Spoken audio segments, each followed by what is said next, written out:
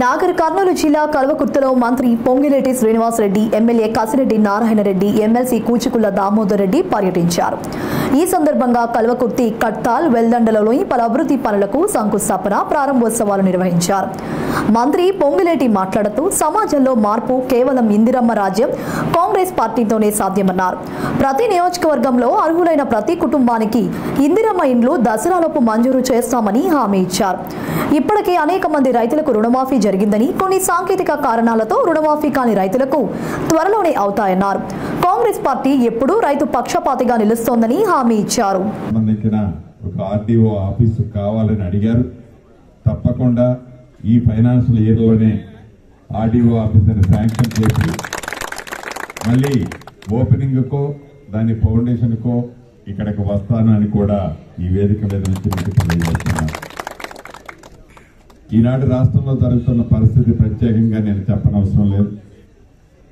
మార్పు కావాలని, అది ఇందిరమ్మ రాజ్యంతోనే సాధ్యమని మీ అందరి కష్ట ఫలితమే ఈనాడు తెలంగాణ రాష్ట్రంలో ఇందిరమ్మ రాజ్యం. ఇచ్చిన మాట ప్రకారం నిరుద్యోగ తమ్ముళ్లకు, రైతన్నలకు, ఆడబిడ్డలకు, బడుగు బలహీన దళిత గిరిజన మైనారిటీలకు ప్రతి మాటని ఆర్థికంగా అనేక ఇబ్బందులు ఉన్న దాంట్లో సరిపెడుతూ వ్యూహాత్మకంగా అనేక మంచి కార్యక్రమాలు ఎన్నికల ముందు ఏవైతే 6 గ్యారెంటీలు ఇచ్చామో ఈ 6 గ్యారెంటీల్లో చిత్తశుద్ధితో ఇప్పటికే 5 గ్యారెంటీలు పూర్తి చేశాం. భవిష్యత్తులో చెప్పని కూడా చాలా చేయాల్సిన అవసరం ఉంది.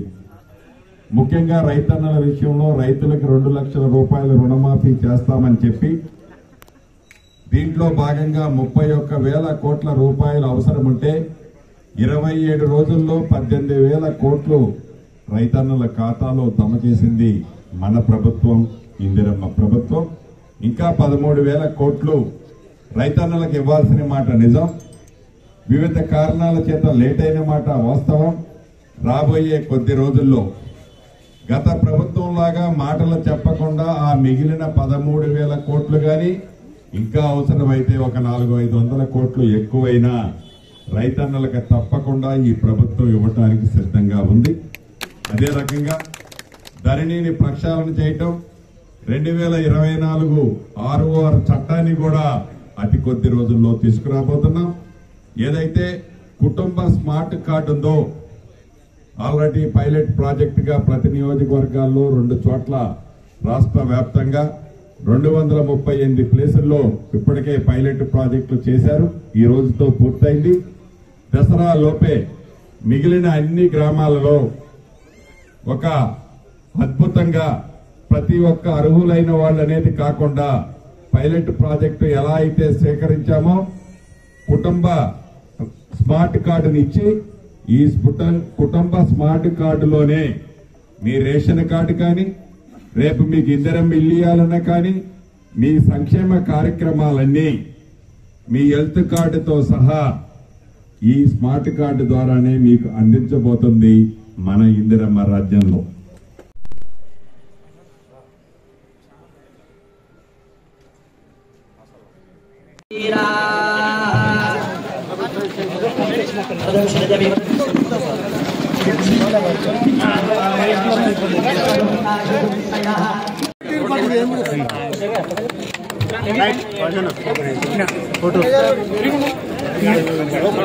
ఎవరు ఇంజనీరింగ్ డిపార్ట్మెంట్ ఇంజనీర్ ఎవరు గిట్టి గారు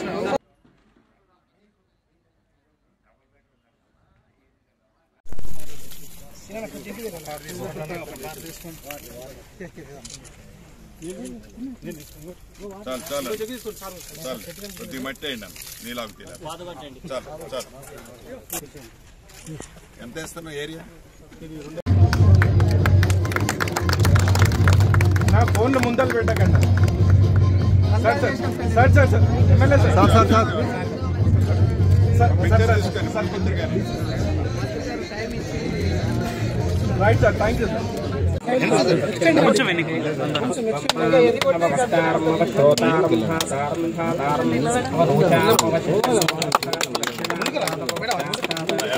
సార్ కొంచెం సార్ కొంచెం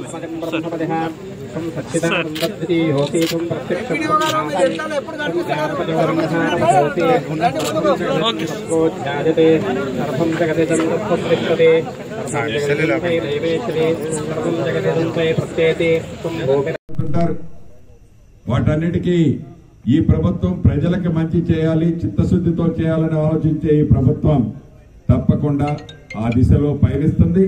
రాబోయే రోజుల్లో ఇచ్చిన ప్రతి మాటని ఇందిరమ్మ ఇళ్లు కూడా ఈ నెలాఖరు లోపే అర్హులైన ప్రతి వారికి మొదటి విడతగా ప్రతి నియోజకవర్గానికి 4,000 ఇళ్లు తగ్గకుండా మన కల్వకుర్తి నియోజకవర్గానికి కూడా ఇవ్వబోతున్నాం.